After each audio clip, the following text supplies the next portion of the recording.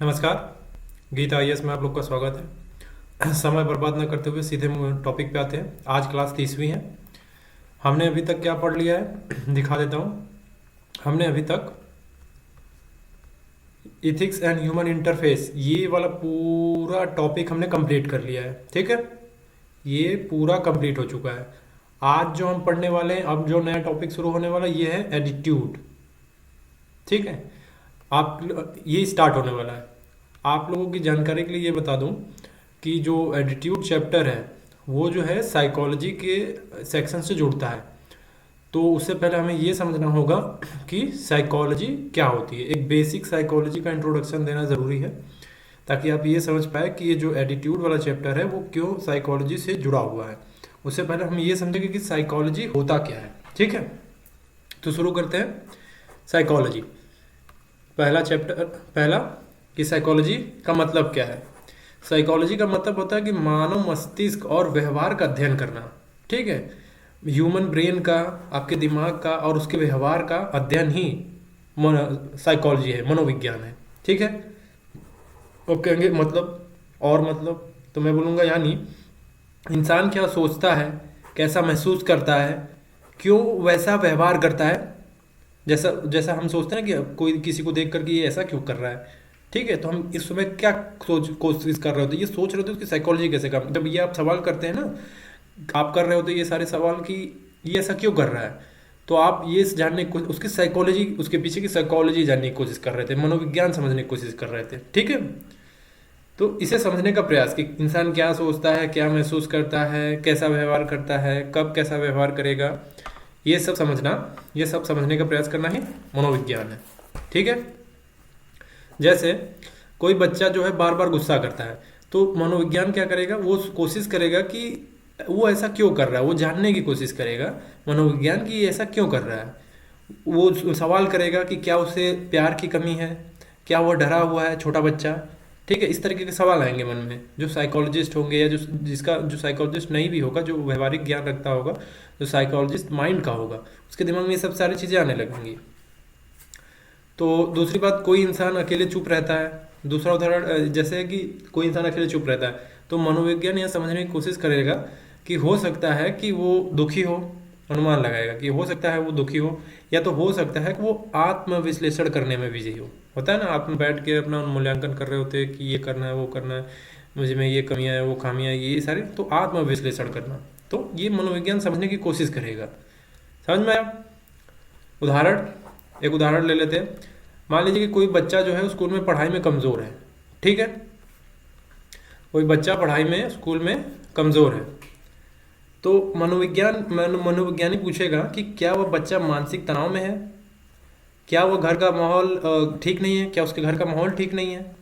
इस तरीके का सवाल आएंगे, तो ये मनोविज्ञान है। तो ये मनोविज्ञान है, इस तरीके के सवाल। यह समझना, वजह समझना, न कि नतीजा देखना। वजह समझने की कोशिश करना, कि सिर्फ नतीजा नतीजा देख लेना। ठीक है, कोई व्यक्ति जो है बार बार हाथ धोता है। दूसरा एग्जांपल है, कोई व्यक्ति जो है उठ रहा है सुबह सुबह, बार बार हाथ धो रहा है, बार बार हाथ धो रहा है, तो ये एक मानसिक स्थिति है। मनोविज्ञानी से बीमारी नहीं है, मानसिक आदत या सोच की समस्या मानकर उसका इलाज करने की कोशिश करता है। ठीक है, ये नहीं देखेगा कि बार बार हाथ धो रहा है तो बीमार तो नहीं है मानसिक रूप से, तो मनोविज्ञान करेगा नहीं, वो कोशिश करेगा उसके पीछे की वजह जानने की। ठीक है, कि समस्या मानकर उसका इलाज करने की कोशिश करेगा। तीसरा एग्जाम्पल है कि इंटरव्यू के समय जो घबराहट होती है लोगों को, नॉर्मली आपने देखा होगा, आप नर्वस हो जाते हैं, तो एक आदमी, यह एक आम मानसिक प्रतिक्रिया है, नर्वस होना। ठीक है, तो मनोविज्ञान बताएगा कि कैसे आत्मविश्वास बढ़ाकर इसको दूर किया जा सकता है। जब पीछे की साइकोलॉजी समझ में आ जाती है तो हम जो है उससे बाहर निकलने की कोशिश करते हैं। मनोविज्ञान इसका जवाब देता है कि देखिए, आपको अगर इंटरव्यू में अगर नर्वस हो रहे हैं तो कैसे आप आत्मविश्वास बढ़ा सकते हैं। तो उस नर्वसनेस का इलाज बताता है, कॉन्फिडेंस बढ़ाने के लिए, ताकि आप उससे बाहर आ जाए। ठीक है,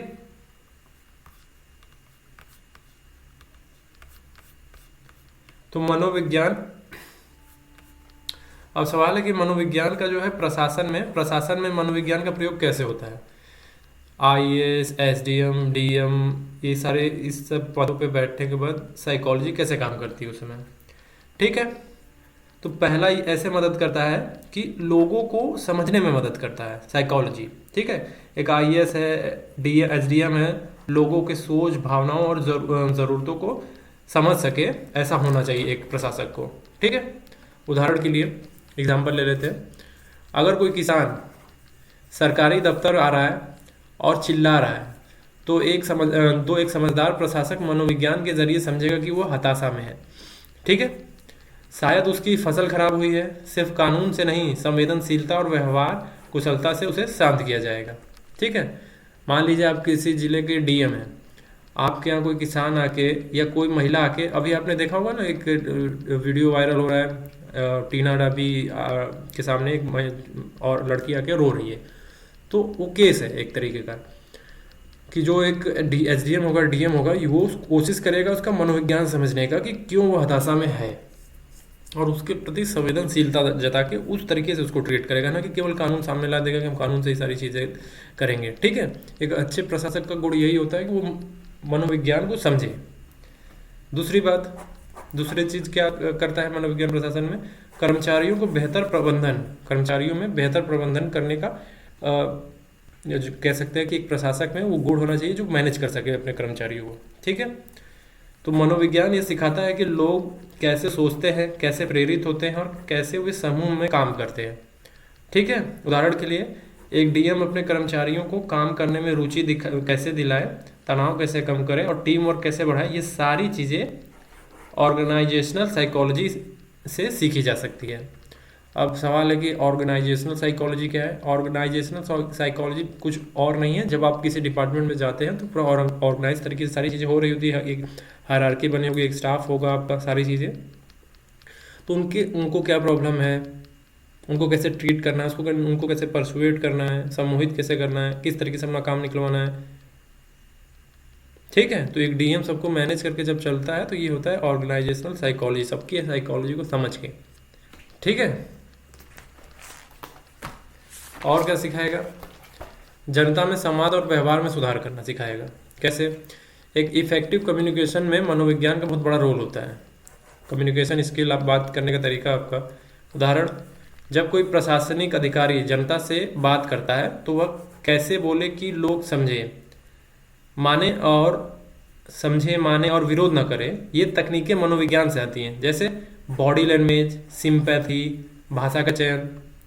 ठीक है।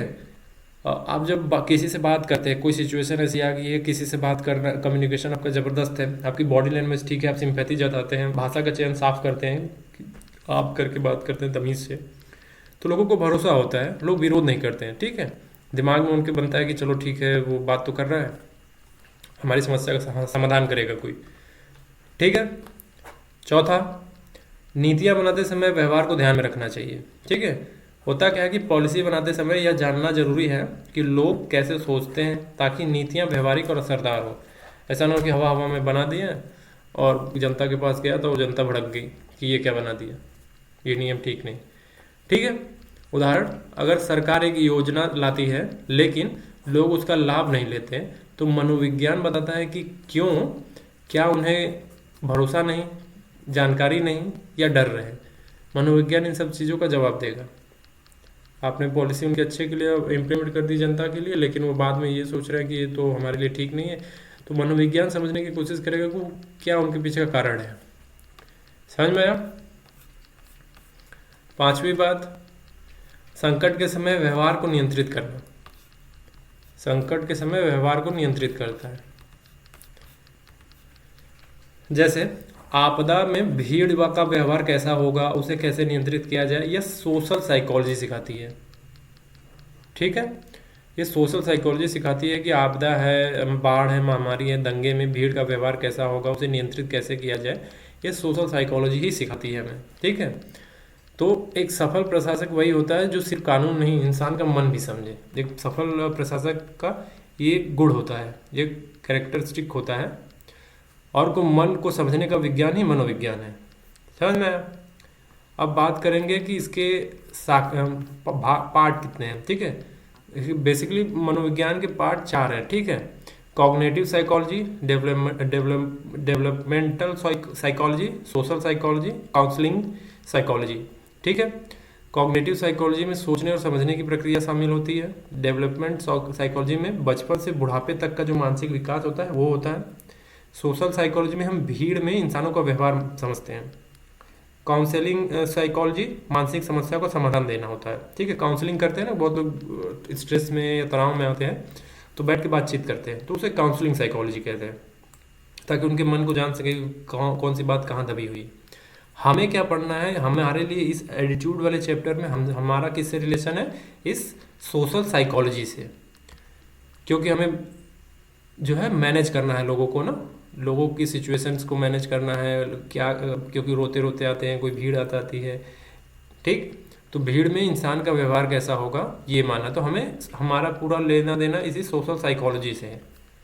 ठीक है, हम इसी को पढ़ेंगे। तो अब पढ़ेंगे कि सोशल साइकोलॉजी होती क्या है। नॉर्मल सी बात है, समझ में आ जाएगा क्या होती है। सोशल साइकोलॉजी ये होती है कि यह मनोविज्ञान की वह शाखा है जो समझने की कोशिश करती है कि लोग समाज में एक दूसरे के साथ कैसे सोचते हैं, महसूस करते हैं और व्यवहार करते हैं। ठीक है, मतलब सोसाइटी में रह कर वो लोगों से कैसे इंटरेक्ट करते हैं, किस तरीके से बात करते हैं, क्या उनका बिहेवियर होता है एक दूसरे के साथ, यही है सोशल साइकोलॉजी। ठीक है, यानी जब इंसान अकेले नहीं लोगों के बीच में होता है, अकेले ना हो लोगों के बीच में हो, तब उसका व्यवहार कैसे बदलता है, यही है सोशल साइकोलॉजी का विषय। ठीक है, यही हमें समझना है।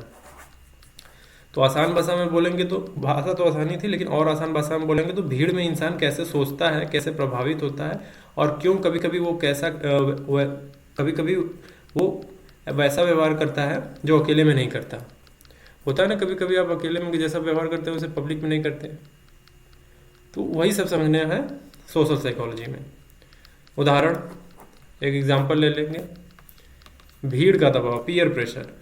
एक छात्र जो है दोस्तों के कहने पर नकल करता है, जबकि अकेले में वो ऐसा करता नहीं है। अकेले रहेगा तो नकल नहीं करेगा, लेकिन जब पीयर प्रेशर, जो भीड़ का दबाव अपने दोस्त भी कर रहे हैं तो उनके दबाव में वो भी करने लगता है।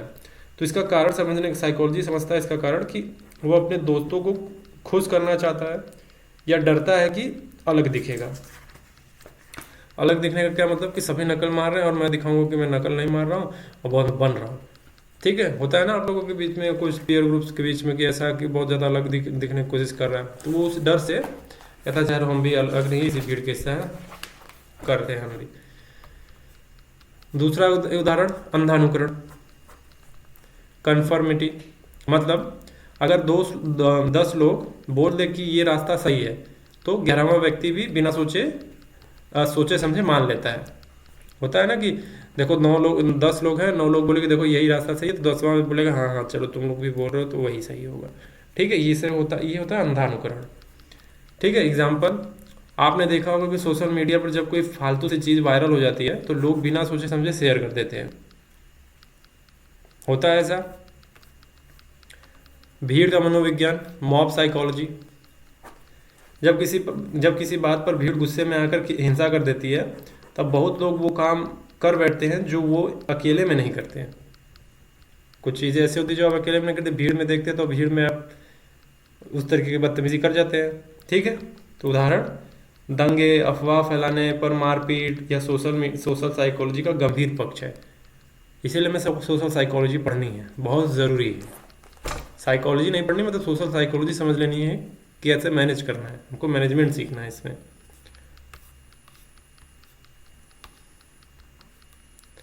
चौथा, प्रभावशाली व्यक्तित्व का असर, अथॉरिटी इफेक्ट। ठीक है, होता है ना कि लोग कभी कभी किसी नेता, सेलिब्रिटी या किसी अधिकारी की बातों को बिना सोचे समझे मान लेते हैं। उन्होंने ऐसा बोल दिया तो हम भी करेंगे वैसा ही। ठीक है, उदाहरण के लिए अगर कोई नेता कहे कि ये दवा सही है तो लोग डॉक्टर से पूछे बिना ही खा लेते हैं, बोल देते हैं कि, मैं एग्जांपल दे रहा हूँ कि अगर किसी को किसी एक्टर से, किसी लीडर के प्रति आप बहुत ज़्यादा सम्मोहित है, बहुत ज़्यादा प्रभावित है, तो अगर वो कुछ बोल दे कि ये ले लो, तो आंख बंद करके अपने डॉक्टर से नहीं पूछा, अपने दवा उठाई और पी गए और बाद में पता चला हॉस्पिटल में एडमिट है। तो वो ये सोशल साइकोलॉजी का पार्ट है, अथॉरिटी इफेक्ट ये होता है। ये हमने शुरू में इसका डेफिनेशन समझा कि लोगों के बीच में कैसे व्यवहार बदलता है, अकेले नहीं है, लोगों के बीच में जब आप रहते हैं कैसे इंटरेक्ट करते हैं, किस तरह से बात करते हैं, तो वो सारी चीज़ें आती हैं। सहानुभूति, मदद, ऑल्टरिज्म और इम्पैथी, ऑल्टरिज्म और इम्पैथी, ठीक है। जब कोई सड़क पर गिरा होता है और कोई अनजान व्यक्ति उसकी मदद करता है, जब कोई सड़क पर गिरा होता है और कोई अनजान व्यक्ति उसकी मदद करता है, ठीक है। सोशल साइकोलॉजी यह समझाती है लोग दूसरों की मदद क्यों करते हैं, कब नहीं करते हैं, ठीक है। कोई सड़क पे गिर गया है तो लोग उठा के मदद कर दी, तो साइकोलॉजी समझाती है, ये सोशल साइकोलॉजी आपको समझाएगी कि लोग दूसरों की मदद क्यों करते हैं, कब नहीं करते हैं, ठीक है। अब प्रशासन में इसका कैसे काम आती है, प्रशासन में ये साइकोलॉजी कैसे काम आती है, सोशल साइकोलॉजी, कि भीड़ को कैसे संभालना है, भीड़ के मनोविज्ञान को समझकर जनता को किसी योजना के लिए कैसे तैयार करना है, फेक न्यूज़ और अफवाह को कैसे फैलती है और उसे कैसे रोका जाए, कैसे लोग प्रचार या भाषण से प्रभावित होते हैं। समझ में आया। तो इसमें नोट करने वाली क्या बात है कि एटीट्यूड, एप्टीट्यूड, इमोशनल इंटेलिजेंस, ये तीनों साइकोलॉजी से जुड़े हुए हैं। जब भी मैं अभी आज तो एटीट्यूड शुरू नहीं होगा, अभी तो आज साइकोलॉजी समझ जानी है। एटीट्यूड हो गया, एप्टीट्यूड हो गया, इमोशनल इंटेलिजेंस, ये तीनों साइकोलॉजी से जुड़े हुए हैं। तो साइकोलॉजी अभी समझ लेना ज़रूरी है, ताकि हम जब एटीट्यूड शुरू करें या एप्टीट्यूड शुरू करें या इमोशनल इंटेलिजेंस शुरू करें तो आपको पता हो कि साइकोलॉजी होती क्या है, ठीक है। अब हम पढ़ेंगे पर्सनैलिटी क्या होती है, व्यक्तित्व। इसके बारे में पहले हमने बात करी है, लेकिन थोड़ा बात करा, इस पर थोड़ा डिटेल में बात करेंगे कि पर्सनैलिटी क्या होती है, ठीक है। क्या है पर्सनैलिटी, मतलब किसी इंसान की सोचने का तरीका, महसूस करने का तरीका, बोलने का तरीका और दूसरों से व्यवहार करने का तरीका जो उसे बाकी लोगों से अलग बनाती है, ठीक है, वही पर्सनैलिटी होती है। अब आसान शब्दों में समझ लीजिए कि पर्सनैलिटी वो है जो आपके अंदर से भी और बाहर से भी दूसरों से अलग बनाती है। अब एग्जाम्पल लेंगे तो दिमाग का बत्ती जल जाएगा। मान लीजिए रमेश जो है हमेशा मुस्कुरा कर बात करता है, सबकी मदद करता है, शांत स्वभाव का है। वहीं शिव जो है बहुत गुस्सैल है, जल्दी चिढ़ जाता है, लेकिन अंदर से भावुक भी है, ठीक है। तो दोनों का व्यक्तित्व यानी दोनों की पर्सनैलिटी अलग है। एक शांत है और सहयोगी है, दूसरा तेज है लेकिन भावुक है। ये पर्सनैलिटी होती है, ठीक है। उदाहरण दूसरा, कोई बच्चा जो है जल्दी से घुल मिल जाता है, आप देखते होंगे बहुत लोग घुल मिल जाते हैं दूसरों से, तो क्या है वो एक्सट्रोवर्ट है, बहिर्मुखी है। ऐसे लोगों को एक्सट्रोवर्ट पर्सनैलिटी बोला जाता है, ठीक है। और वहीं एक बच्चा हो जो चुपचाप रहता है, अकेले रहना पसंद करता है, ठीक है, तो उसे क्या बोलेंगे, इंट्रोवर्ट पर्सनैलिटी। तो पर्सनालिटी के कौन कौन से मुख्य पार्ट है, बिहेवियर यानी व्यवहार, आप दूसरों के साथ कैसे पेश आते हैं, सोचने का तरीका, थिंकिंग स्टाइल, आप समस्याओं को कैसे सुलझाते हैं, भावनाएं, इमोशंस, आप कितने संवेदनशील और कठोर हैं, आदतें, रोज़मर्रा की आपकी खास आदतें, शारीरिक बॉडी लैंग्वेज, आपकी चाल, हाव भाव, आपके हंसने का तरीका, आपके मुस्कुराने का तरीका, ठीक है। ये पर्सनालिटी के हिस्से होते हैं जो आप बाहर करते रहते हैं ना। तो हल्का मुस्कुराए, आप गुस्से में हो गए, तो वो तय करता है कि आपका व्यक्तित्व कैसा है आप, ठीक है। अब पर्सनालिटी साइकोलॉजी क्या करती है, ठीक है। अब पर्सनालिटी साइकोलॉजी क्या करती है, पर्सनालिटी साइकोलॉजी यह मनोविज्ञान की वह शाखा है जो समझाती है कि व्यक्तित्व कैसे है, कैसे बनता है, कैसे बदलता है और किन कारणों से अलग अलग होता है। जैसे क्या बचपन का, जैसे समझाने की कोशिश करेगा कि क्या बचपन का असर होता है, क्या समाज और अनुभव से व्यक्तित्व बदलता है, क्या जन्म से कुछ व्यक्तित्व लक्षण आते हैं, ठीक है। ये पर्सनैलिटी साइकोलॉजी ये समझाने की कोशिश करेगी इन सब प्रश्नों से। प्रशासन, यूपीएससी और इंटरव्यू में इसका क्या महत्व है पर्सनैलिटी साइकोलॉजी की। तो एक अच्छे प्रशासक की पर्सनैलिटी में होता क्या क्या है, धैर्य, पेशेंस, नेतृत्व क्षमता, लीडरशिप, भावनात्मक समझ, इमोशनल इंटेलिजेंस और सकारात्मक दृष्टिकोण, पॉजिटिव एटीट्यूड, ये एक प्रशासक में होना चाहिए, ठीक है। तब बोला जाएगा कि ये एक सिविल सर्वेंट का पर्सनैलिटी है वाले गुण है उसके अंदर, ठीक है। इसलिए आईएएस इंटरव्यू में पर्सनैलिटी टेस्ट होता है, इंटरव्यू होता है, ताकि यह देखा जाए कि आपके व्यवहार में कैसे है, आपका व्यवहार कैसा है, केवल ज्ञान नहीं देखा जाता। तो पर्सनालिटी का मतलब है कि सिर्फ आपका पहनावा या बोलने का तरीका नहीं, बल्कि आप कौन हैं, कैसे सोचते हैं, कैसी भावनाएं हैं, कैसा व्यवहार करते हैं, मेल जोल कैसा है, वो होती है पर्सनालिटी। समझ में आया? तो अब इसी में आएगा कि पर्सनालिटी के फिजिकल एस्पेक्ट्स क्या क्या है। ठीक है, पर्सनालिटी के फिजिकल एस्पेक्ट्स भी होते हैं। अब पर्सनालिटी के फिजिकल एस्पेक्ट्स क्या होते हैं? जब हम पर्सनैलिटी की बात करते हैं तो केवल आपकी सोच या व्यवहार नहीं हावी रहती है उस पर, बल्कि आपकी बॉडी लैंग्वेज, आपके हाव भाव, आपका दिखावट, मतलब आप कैसे दिखते हैं, कैसा पहनावा है, आवाज़, चाल ढाल भी उसमें आते हैं। ठीक है, हम इसे फिजिकल एस्पेक्ट्स कहते हैं, इसको बॉडी लैंग्वेज को, हाव भाव को, दिखावट को, आवाज़ को, चाल ढाल को, ये सारी चीज़ें, ये फिजिकल एस्पेक्ट्स हैं। तो आपका शरीर और उसका तरीका भी आपकी पर्सनैलिटी का एक बड़ा हिस्सा होता है। ठीक है, तो फिजिकल एस्पेक्ट्स में के उदाहरण कौन कौन से हैं? कि फिजिकल अपीयरेंस, शारीरिक दिखावट, आपकी कद काठी, चेहरे की बनावट, बालों का स्टाइल। जब जैसे कोई लंबा चौड़ा और हमेशा साफ सुथरा रहता है तो उसकी पर्सनालिटी में एक दमदार और विश्वासप्रद छवि बनती है लोगों की। ठीक है, दूसरा बॉडी लैंग्वेज, आपकी मुस्कान, हाथ पैर का हिलना डुलना, आंखों का संपर्क, हाव भाव, आई कांटेक्ट कैसे करते हैं, ये सारी चीज़ें। कोई व्यक्ति जब सीधे सामने वाला देख कर बात करता है, जैसे आई टू आई मिला के बात करते हैं, तो आत्मविश्वासी लगता है, कॉन्फिडेंस, उनको लगता है कि कॉन्फिडेंस में है। अगर बार बार नजरें घुमाते हैं और हाथ जोड़कर खड़ा रहता है तो वो झिझक या डर दिखाता है। तीसरा, आवाज़ और बोलने का तरीका, वॉइस एंड स्पीच, आपकी आवाज़ की टोन, गति, लहजा, साफ गोई, ये सारी चीज़ें। जैसे कोई धीरे धीरे साफ और मीठी आवाज़ में बोले तो सुनने में अच्छा लगता है और उसकी पर्सनैलिटी सकारात्मक लगती है। ठीक है, चाल ढाल, गेट, आपके चलने का तरीका, कोई तेज सीधे चलने वाला व्यक्ति ज़्यादा आत्मविश्वासी लगता है, तेज चलता है और सीधा चलता है सीधे देख के। ठीक है, कोई धीरे धीरे टेढ़े मेढ़े चलने वाला व्यक्ति कम आत्मविश्वासी और चिंतित लग सकता है। ये फिजिकल एस्पेक्ट्स हैं सारी चीज़ें, और ये सारे पर्सनालिटी के हिस्से हैं, तो इस सब पे काम करना है। तो राम क्या है? हमेशा सीधा खड़ा रहता है। उदाहरण के लिए, राम हमेशा सीधा खड़ा रहता है, सामने वालों की आंखों में देखता है और बात करने में आत्मविश्वासी है। उसकी पर्सनैलिटी में शारीरिक पहलू बहुत मजबूत है, ऐसा बोलेंगे। ठीक है, वही श्याम है जो बात करते समय बार बार सिर झुकाता है, जल्दी जल्दी बोलता है और चलने में धीमा है। उसकी पर्सनैलिटी में असुरक्षा का भाव आता है। ठीक है, प्रशासन और रोजमर्रा की जिंदगी में महत्व क्या है इसका? सरकारी अधिकारियों और नेताओं को शारीरिक भाषा पर ध्यान देना होता है। जो सरकारी अधिकारी होते हैं और नेता होते हैं उनको अपने शारीरिक भाषा मतलब बॉडी लैंग्वेज पर ध्यान देना होता है, क्योंकि ये जनता के और कर्मचारियों पर प्रभाव डालता है। इंटरव्यू और साक्षात्कार में बॉडी लैंग्वेज और दिखावा भी बड़ा रोल निभाते हैं। जब आप इंटरव्यू देने जाते हैं ना, तो बहुत बड़ा रोल होता है आपकी बॉडी लैंग्वेज का। समझ में आया? तो पर्सनैलिटी केवल अंदर की सोच नहीं है, आपकी पूरी शारीरिक उपस्थिति और हाव भाव भी होती है जो आपको दूसरे से अलग और प्रभावी बनाती है। तो पर्सनैलिटी में फिजिकल एस्पेक्ट्स, आपकी पर्सनैलिटी, ओवरऑल पर्सनैलिटी। जब हम पर्सनैलिटी बोलते हैं तो एक कह सकते हैं कि पर्सनैलिटी एक घड़ा है, तो उसमें फिजिकल एस्पेक्ट भरा हुआ है अंदर।